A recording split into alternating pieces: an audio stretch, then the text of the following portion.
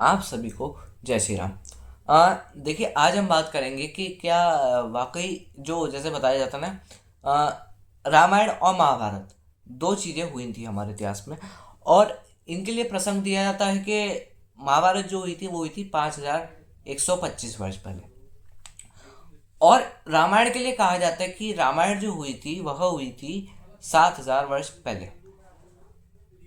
अब हमको यह समझना होगा कि क्या वाकई रामायण जो हुई थी वो 7000 वर्ष पहले ही हुई थी। और जैसे दो बातें मैं आपके सामने रखता हूँ। पहला यह है कि महाभारत जो हुई थी वो हुई थी 5000 वर्ष पहले। यह बात बिल्कुल सही है, क्योंकि 5000 वर्ष पहले, 5125 वर्ष पहले, 5125 वर्ष हो गए कलयुग को। और 5125 वर्ष पहले जो है वो भगवान कृष्ण ने महाभारत खत्म करके क्या किया था, कलयुग की शुरुआत की थी। यह बात बिल्कुल सही है। और तब तक द्वापर युग चल रहा था। अब क्या रामायण भी 7000 वर्ष पहले हुई थी? तो इसका सिंपल भाषा में जवाब है नहीं। रामायण जो हुई थी वो 7000 वर्ष पहले नहीं हुई थी। अब हमें समझना होगा कैसे। ये तर्क बिल्कुल गलत है। आप उससे कह सकते हैं, जो आपसे कहें कि रामायण जो हुई थी वो 7000 वर्ष पहले हुई थी, तो कहना नहीं। यदि वो कहें कि महाभारत जो है वो 5000 वर्ष पहले हुई थी, तो कहिएगा हाँ, ये बात आपकी सही है, महाभारत जो हुई थी वो 5000 वर्ष पहले हुई थी, लेकिन रामायण जो है वो 7000 वर्ष पहले नहीं हुई थी। अब समझते हैं कैसे। देखिए, चार युग होते हैं: सतयुग, त्रेता युग, द्वापर युग, कलयुग। ये चार युग माने जाते हैं। और सतयुग की जो आयु है वो है 17,96,000। अच्छा, उसके बाद आता है त्रेता युग, यानी कि जिस युग में भगवान राम हुए थे। त्रेता युग की आयु जहां तक मेरे को ध्यान है 12,92,000 है। लाख में मैं कन्फर्म हूँ, बिल्कुल निश्चित रूप से कह सकता हूँ आपसे कि लाख में 12 ही है त्रेता युग में। लेकिन हजार का मेरे को 92 है, 93, इतना उतना ठीक से पता याद नहीं है मुझे। उसके बाद आता है द्वापर युग। पहले आया सतयुग, फिर आया त्रेता युग, अब आया द्वापर युग। द्वापर युग क्या है? जिसमें भगवान कृष्ण ने जन्म लिया था, महाभारत हुई थी। द्वापर युग की आयु है 8,64,000। और वर्तमान में जिस युग में हम और आप हैं, यह युग है कलयुग, कली का युग है। और इसकी आयु है 4,32,000 वर्ष। तो अब आप इस बात से खुद समझ रहे होंगे कि त्रेता युग को 8 लाख वर्ष बीत चुके हैं, यानी कि 8,05,000 वर्ष पहले त्रेता युग हुआ था।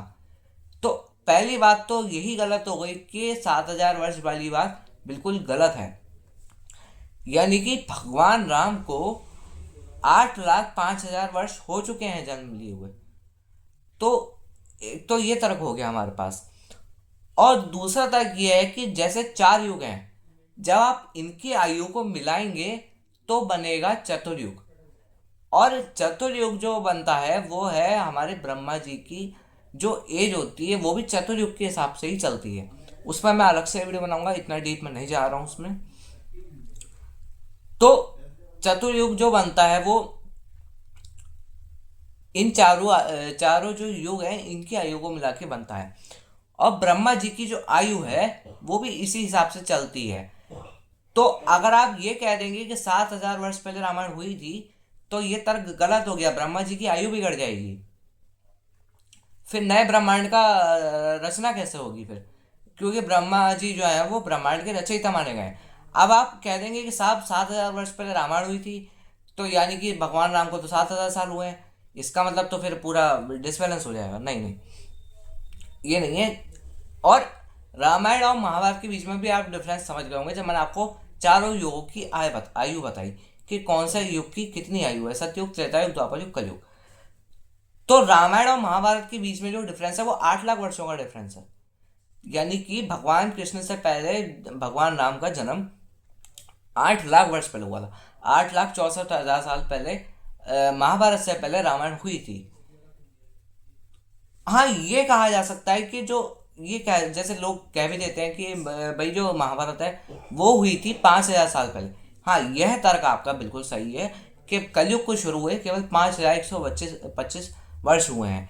लेकिन यदि आप यह कह देंगे कि रामायण जो है वो 7,000 साल पहले हुई थी, क्योंकि जो रामायण के प्रमाण मिले हैं वह भी लाखों साल पुराने हैं। तो अब हाँ, अब बात आती है कि 7,000 वर्ष क्यों कहा जाता है हमसे।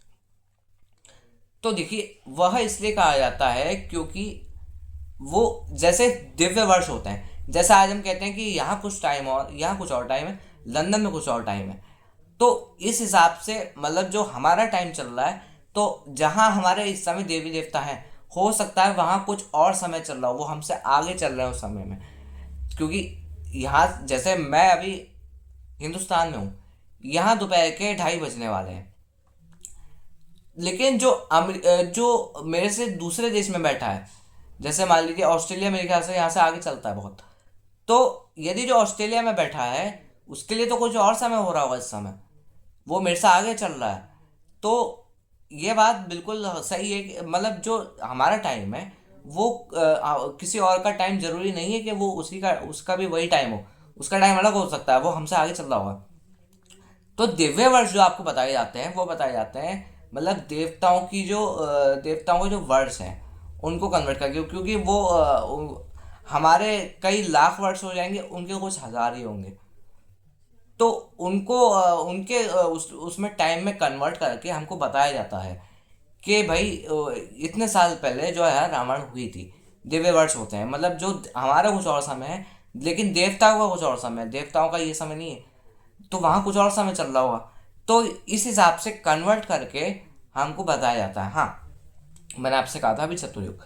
तो चतुर्युग पे मैं एक अलग से वीडियो बनाऊंगा और आपको बहुत अच्छी तरीके से समझाऊंगा कि चतुर्युग क्या होता है और ब्रह्मा जी की आयु जो है वह कैसे चलती है। आज का वीडियो हमारा इस टॉपिक पे था कि रामायण के जो है वो वाकई 7,000 वर्ष पहले हुई थी। इसका जवाब नहीं है, नहीं, बिल्कुल नहीं। रामायण 7,000 वर्ष पहले नहीं हुई थी। महाभारत हुई थी हाँ, 5,000 साल पहले। वह मैंने आपको अच्छी तरीके से बता दिया है, उम्मीद करता हूँ आप समझ गए होंगे। तो अगर आप समझे हैं और आपको आज का वीडियो अच्छा लगा है तो वीडियो को लाइक कीजिए, चैनल को सब्सक्राइब कीजिएगा, घंटे दबाकर वीडियो को लाइक शेयर कीजिएगा। मिलते हैं नेक्स्ट वीडियो में, तब तक के लिए जय हिंद और जय श्री राम।